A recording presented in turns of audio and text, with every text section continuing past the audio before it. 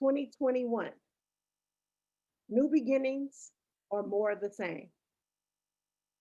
After the year we all had, we require a new beginning.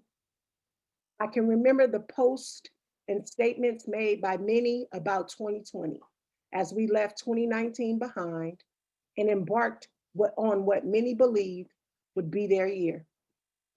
I heard preachers saying, we are moving into a year of 2020 vision.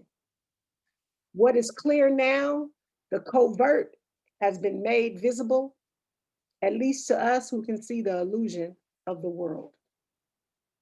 As we build a better community for all, I can't help but think about the African diaspora's struggle in America.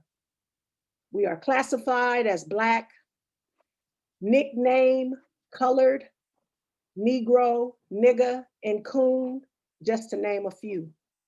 But the time has come for us to stop accepting the oppressor's labels and begin to walk in our purpose as the kings and queens we were born into this world to be.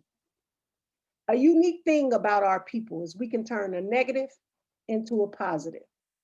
We can have barely any resources and survive for centuries. We can take little and make much. 2021 is no different. Many believe that 2021 would provide reprieve after the anti-Blackness movement that reemerged on the world stage in 2020. It was not necessarily a reemergence for many people, but the world stopped just long enough to see what was happening beneath the surface. It has never stopped. It continues to be challenging being Black in America.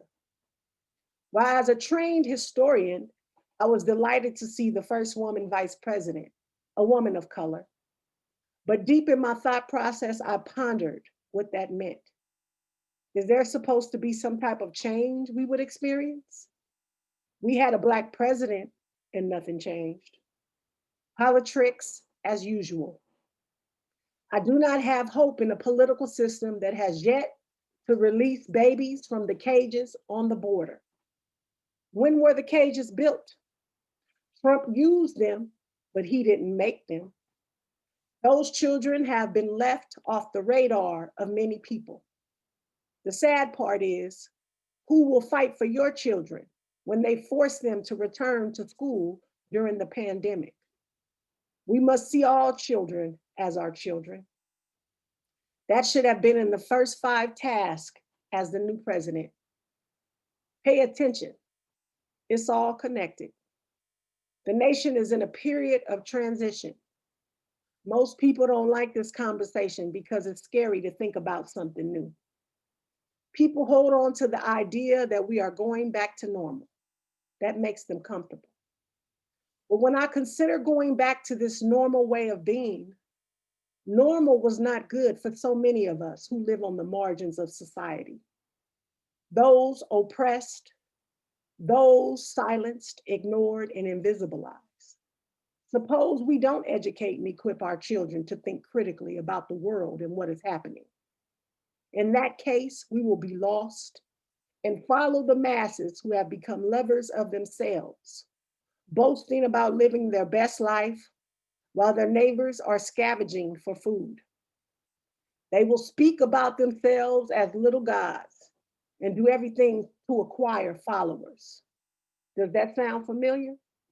They will be ungrateful, unforgiving, and will tear others down through their words.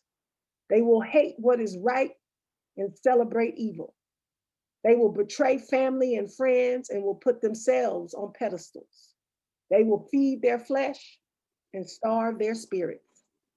My question to society is, will that be you?